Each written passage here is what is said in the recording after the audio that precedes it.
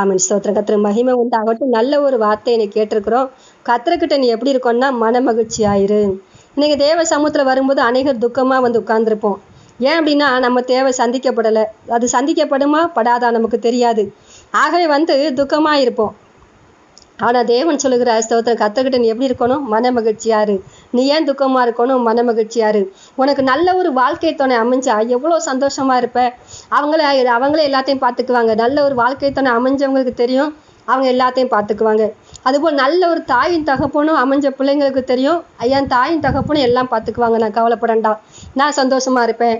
அதுபோல் நல்ல பிள்ளைகளை பெற்றவங்க சொல்லுவாங்க, என் பிள்ளை என்னை கைவிடாது, முதிர் வயதில் நான் எப்படி இருந்தாலும் சரி என் பிள்ளை என்னை தள்ளாது, அவங்க பார்த்துக்குவாங்க, நான் கவலைப்பட மாட்டேன். இப்படியாக நம்ம வாழ்க்கையில் ஏதோ ஒரு காரியத்தில் நம்பிக்கை இருந்தா. சிலர் சொல்லுவாங்க, இவ்வளோ பணம் நான் டெபாசிட் பண்ணியிருக்கேன், நான் பயப்பட மாட்டேன், நான் சந்தோஷமா இருப்பேன், எதிர்காலம் என் கையில் என்று சொல்லி ரொம்ப தைரியமாக பேசுவாங்க. ஸ்தோத்திரம். பாருங்க, அதை பார்க்கிற மேலானது தான் இயேசு கிறிஸ்து நம்ம வாழ்க்கையில நமக்கு சொந்தமாக இருப்பது. கர்த்தரை தெய்வமாக கொண்ட ஜனம் பாக்கியம் உள்ளது என்று தான் வேதம் சொல்லுது. கர்த்தரை தெய்வமாக கொண்ட ஜனம் பாக்கியம் உள்ளது. நம்ம சொல்லுவோம், உனக்கு இவ்வளோ நல்ல கணவரா நீ கொடுத்து வச்சவ, இவ்வளோ நல்ல மனைவியா நீ கொடுத்து வச்சவன், இவ்வளோ நல்ல பெற்றோரா இவ்வளோ நேசிக்கிறாங்களா நீங்க கொடுத்து வச்சவங்க.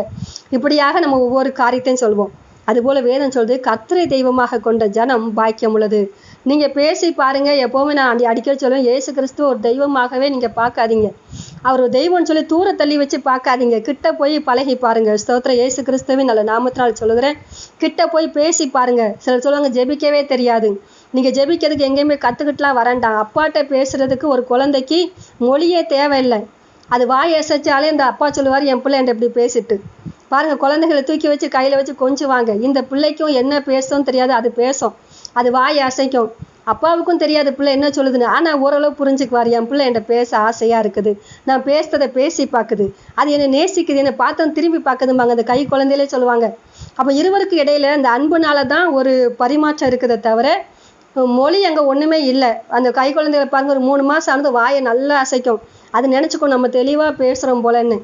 ஆனால் இவங்களுக்கு தெரியும் பிள்ளை தெளிவாலாம் பேசுகிறான்னு, அது நம்மகிட்ட அன்பாக இருக்குது. அந்த அன்புனால் தான் அந்த குழந்தைய அவங்க கடைசி வரைக்கும் பாதுகாக்கிறாங்க. அந்த குழந்தையும் கூட பார்த்தீங்கன்னா, தகப்பன் தன்னை தூக்கி வச்சு கொஞ்சுவதனால இந்த குழந்தை ஒரு காரியத்தை அறிந்து கொள்ளும், இவங்க தான் எங்கள் அப்பா, இவங்க தான் எங்கள் அம்மா, வேற யாரும் கொஞ்ச மாட்டாங்க. தூக்கிட்டு அப்படியே கொஞ்ச நேரம் பார்த்துட்டு கொடுத்துட்டு போயிடுவாங்க. ஆனால் அந்த பிள்ளை அப்போவே ஆரம்பத்திலே கண்டுபிடிச்சிருது, இவங்க தான் என்னை கடைசி வரை நடத்துவாங்க, இவங்க தான் என் பாதுகாப்பு. சில குழந்தைங்கள்லாம் அடுத்தவங்க கைக்கு போகவே போகாது, ஏன்னா பயப்படும், நமக்கு ஏதாவது நேர்ந்துடும், இங்கே தான் இருப்பேன் அது அப்படின்னு சொல்லி பிள்ளைங்க நினைக்கும். அது மாதிரி தான் இயேசு கிறிஸ்துவுக்கும் நமக்கும் உள்ள அந்த தொடர்பு. இதை வந்து நீங்கள் ஜெபிச்சு பார்த்தா தான் உங்களுக்கு தெரியும், நீங்கள் ப்ரேயர் பண்ணி பார்த்தா தான் தெரியும், அவர்கிட்ட பேசி பார்த்தா தான் தெரியும். ஒருவர் சொல்லுவதை நம்ம செஞ்சு பார்க்கணும். எப்போவுமே இந்த இடத்துக்கு போய் பாருங்கள், இந்த இடம் பார்க்க அழகாக இருக்கும். நீங்கள் போய் இந்த தண்ணியில் குளிச்சு பாருங்கள், அங்கே ஒரு மூலிகை தண்ணி வருது, அது உங்களுக்கு உடலுக்கு ஆரோக்கியத்தை கொடுக்குன்னு சொன்னால் உடனே ஓடிடுவோம்.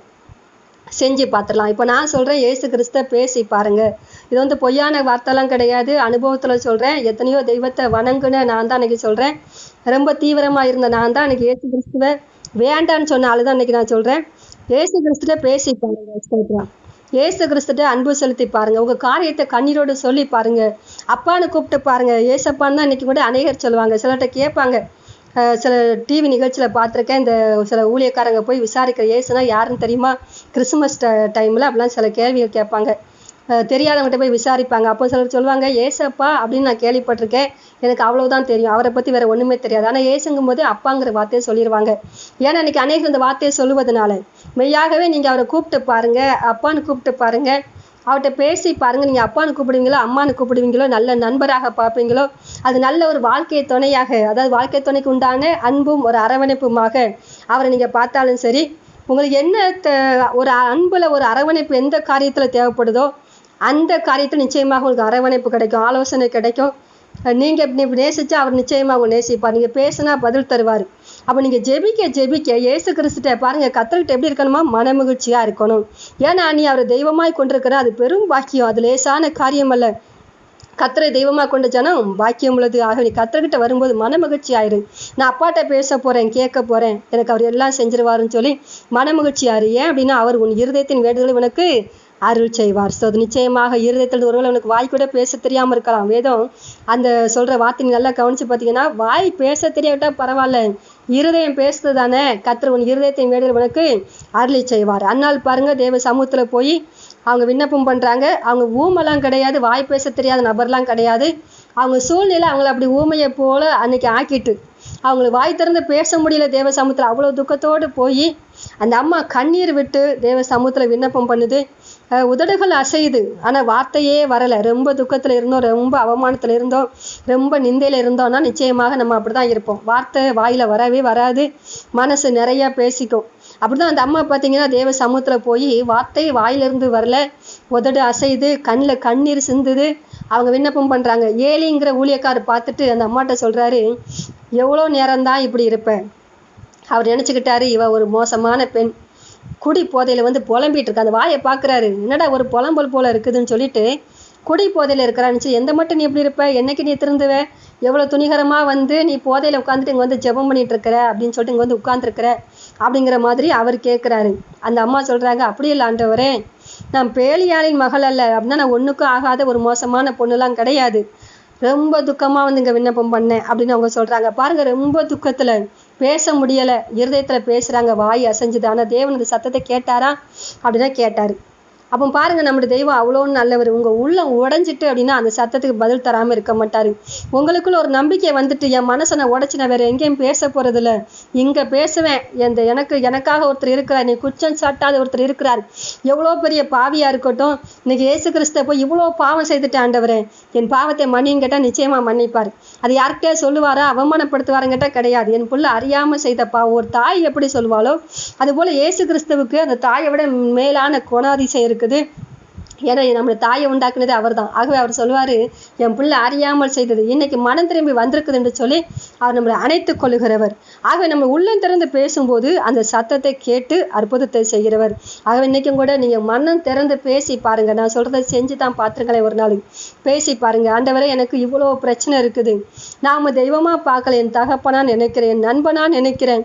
நான் பேசும்போது சில நேரங்களில் யாரும் காது கொடுத்து கேட்குறதே இல்லை. ஏன் கேட்குறது இல்லைன்னா, ஒரே காரியத்தை சொல்லுவோம். இன்னைக்கு விண்ணப்பம் சொன்னால் கூட சிலர் பார்த்தீங்கன்னா அடிக்கடி ஒரே காரியத்தை சொல்லுவாங்க. இந்த மாதிரி சொல்லும்போது நான் விண்ணப்பத்தை கொடுத்து நான் சலித்து போனேன்னு நான் சொல்லலை. அப்படி சொல்லும்போது நான் நினைப்பேன், விண்ணப்பம் திரும்ப திரும்ப அதே சொல்கிறாங்களே, ஆண்டவரே எப்போ விடுதலை கொடுப்பீர்னு சொல்லி நம்ம காத்திருந்து ஜெபிக்கிறோம். மற்றபடி குற்றமாக நினைக்கிறதுல அப்படி நினச்சிடக்கூடாது.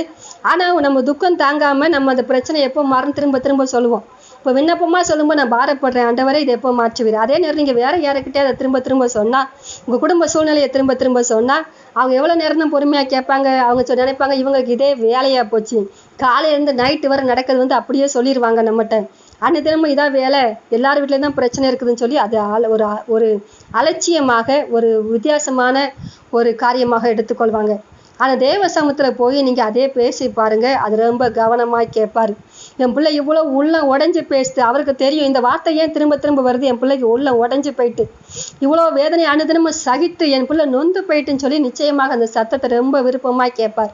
நான் அநேக நேரம் நினைப்பேன், யாராவது சில நேரங்களில் ஸ்தோத்திரம் நம்ம பேசுகிறது ரெக்கார்டு பண்ணணும் அப்படின்னா, நான் சில நேரம் எனக்குள்ள நான் பேசுகிறது ரெக்கார்டு பண்ணுவேன். சில நேரங்களில் அப்படியே என் மொபைலில் அப்படி ஒரு ஆப்ஷன் இருந்துச்சு, யாராவது சாட்சி சொன்னால் அது பதியட்டும், அப்புறமா நம்ம ஆராதனை கூட பதியணும், அதுக்காக எப்போவுமே ரெக்கார்டு இருந்துச்சு.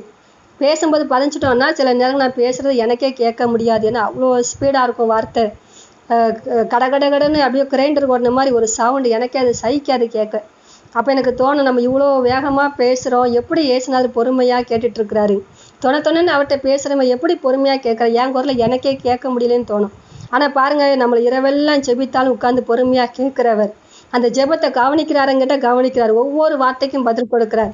அப்போ தேவன் எப்போவுமே ஒரு மனுஷனை நம்மகிட்ட பேசணும் தான் எதிர்பார்க்குறாரு. இவன் பேசக்கூடாதுன்னு நினைக்க மாட்டார், சொன்னதையே சொல்கிறாங்களா அப்படின்னு நினைக்க மாட்டார். அவருக்கு தேவை அவர்கிட்ட போய் பேசணும். நான் தான் அவருடைய தகப்பன்னு அவங்க புரிஞ்சுக்கணும், நான் தான் உன்னை குணமாக்குறவன் என்று சொல்லி நீ புரிஞ்சு கொள்ளணும், நான் தான் உன்னை புரிந்து கொள்கிறவர் என்று சொல்லி நீ அறிந்து கொள்ளணும்னு சொல்லி தேவன் ரொம்ப எதிர்பார்க்குறாரு. ஆகவே ஸ்தோத்திரம், கர்த்தர்கிட்ட எப்படி இருக்கணுமா, மன மகிழ்ச்சி ஆயிருங்க, துக்கமாக இருக்காதீங்க, வேதனையாக இருக்காதீங்க, ஆண்டவரே இதை ஏன் செய்யலைன்னு சொல்லி சோர்ந்து போகாதீங்க, மன மகிழ்ச்சியாக இருங்க. அவர் உங்களுடைய இருதயத்தின் வேண்டுதலை அருள் செய்கிறவர். இந்த அற்புதம் நடக்குமா நடக்காதா, இந்த காரியம் எனக்கு கைகூடி வருமா வராதா, இப்படி ஜோசியக்காரங்கிட்ட கேட்கறது போல நீங்கள் இயேசு கிறிஸ்துவின் சமூகத்தில் கேட்கவே வேண்டாம். நீ விரும்புறது அவர் கொடுக்க போகிறார். நன்மையான காரியங்கள் நீங்கள் விரும்பினால் ஒருவரை கெடுப்பதற்காக செய்வனப்பாங்க. அந்த மாதிரி கெடுப்பதற்காக ஜெபிக்கிற ஜெபம்லாம் கேட்கப்படாது. ஆனால் ஒருவர் நல்லா இருப்பதற்காகவோ அல்லது நீங்கள் நல்லா இருப்பதற்காகவோ ஒரு நன்மையான காரியத்தை நீங்கள் கேட்டிங்கன்னா கண்டிப்பாக இயேசு கிறிஸ்துலேருந்து பதில் வராமல் இருக்கவே இருக்காது. ஆகவே தான் வேதம் சொல்லுது, கர்த்தர்கிட்ட எப்படி இரு, மன மகிழ்ச்சியா இரு, சந்தோஷமா வா. அவர் சமூகத்தில் வரும்போது அப்பா வீட்டுக்கு போகிறேன், அப்பாட்ட பேச போகிறேன், அம்மாட்ட பேச போகிறேன், நண்பன்கிட்ட பேச போகிறேன், நல்ல ஒரு என் கூடவே கடைசி வர வருகிற வாழ்க்கை துணை கூட வரமாட்டாங்க, என்றென்றைக்கு என் வாழ்க்கை நிலைத்திருக்கிற நல்லவர் கூட நான் பேச போகிறேன்னு சொல்லிட்டு சந்தோஷமாக வாங்க. உங்கள் காரியங்களை அறிவிங்க. இப்போ தொடர்ந்து அந்த காரியத்தை சொன்ன பிறகு கூட வேதம் சொல்லிட்டு அந்நாள் அதுக்கப்புறமா விண்ணப்பம் பண்ணின பின்பு அந்த அம்மா துக்கமாக இருக்கலையே, அது போல் உங்கள் துக்கத்தை மறந்துருங்க. ஒரு விண்ணப்பம் பண்ணிட்டீங்கன்னா அடுத்து நீங்கள் சந்தோஷமாக அதுக்கு நன்றி சொல்லுங்கள். ஆண்டவரே, என் விண்ணப்பத்தை நீர் கேட்டிருக்கிறீர், நிச்சயமாக நான் பெற்றுக்கொண்டு மகிமையான சாட்சியாக நிற்க போகிறேன். நான் நிச்சயமாக பெற்றுக்கொள்வேன் ஆண்டவரே, ஏன்னா நீர் சத்தத்தை கேட்டுட்டீர், நீ சத்தத்தை கேட்டு நிச்சயமாக செய்யாமல் இருக்க மாட்டீர் என்று சொல்லி நீங்கள் தொடர்ந்து நன்றி செலுத்தி பாருங்கள். எப்போதுமே ஜெபத்திலேயே திரும்ப திரும்ப வைக்காதபடிக்கு நான் தான் ஜெபம் பண்ணிட்டேனே, அதான் கேட்கப்பட்டுட்டேன் என்று சொல்லி கர்த்தனை பதில் தந்துட்டார். நான் பார்க்க போகிறேன். இதை நீங்கள் ஆண்டவர்கிட்ட சொல்லுங்கள் அடிக்கடி. ஆண்டவரே, என் சத்தத்தை நீர் அன்னைக்கே கேட்டுட்டீர், நான் இவ்வளோ காரியத்தை கேட்டேன், நீர் எனக்கு தரப்போகிறீர், நான் பெற்றுக்கொண்டேன், விசுவாசிக்கிறேன், எனக்கு இது கண்டிப்பாக கிடைக்கும் ஆண்டவரே. நான் நாளுக்கு நாள் என் சரீரத்தில் பலனடைய போகிறேன், நாளுக்கு நாள் என் கடன் பிரச்சனை நீங்க போகுது, நாளுக்கு நாள் என் சரீரத்தில் குறைபாடு நீங்கி நான் கற்பம் தரிக்க போகிறேன், அல்லது என் மனைவி கற்பம் தரிக்க போகிறா. ஸ்தோத்திரம். இப்படியாப்பட்ட காரியங்களை நீங்கள் ஒவ்வொரு காரியத்தையும் உங்கள் காரியத்தை இப்படியாக தேவ சமூகத்தில் விசுவாசத்தோடு அறிக்கையிட உங்கள் பிள்ளைகளுக்கு வேலைக்காக, அது திருமணத்துக்காக, அது ஆத்தும ரட்சிப்புக்காக நீங்கள் எதுக்காக ஜெபம் பண்ணினாலும் அந்த காரியத்தை கர்த்தர் கேட்டிருக்கிறார். ஆகவே நிச்சயமாக பெற்றுக்கொள்ள போகிறேன் ஆண்டவரேன்னு சொல்லிட்டு நீங்கள் நன்றி சொல்ல சொல்ல நிச்சயமாக உங்களுக்கு கர்த்தர் அற்புதத்தை செய்வார். ஸ்தோத்திரம். ஆகவே சந்தோஷமா இருங்க, கர்த்தர்கிட்ட மன மகிழ்ச்சியா இருங்க. துக்கமாக இருந்தது போதும், கண்ணீராக இருந்ததும் போதும். ஸ்தோத்திரம். கர்த்தர் மகிமை, சந்தோஷமா இருப்போம். கர்த்தர் பெரிய காரியத்தை செய்வார். கேட்ட வார்த்தைக்காக நன்றி சொல்லி ஜெபிக்கிற யாராக ஒருவர் ஜெபம் பண்ணுங்க. கர்த்தர் நம்முடைய சத்தத்தை கேட்டிருக்க, இவ்வளவு நேரம் விண்ணப்பம் பண்ணியிருக்கிறோம், எல்லாருக்காகவும் அந்த சத்தத்தையும் கேட்டிருக்கிறார். நிச்சயமாக நமக்கு அற்புதத்தை செய்வார். ஆகவே கர்த்தருக்கு நன்றி செலுத்தி யாராவது ஒருத்தர்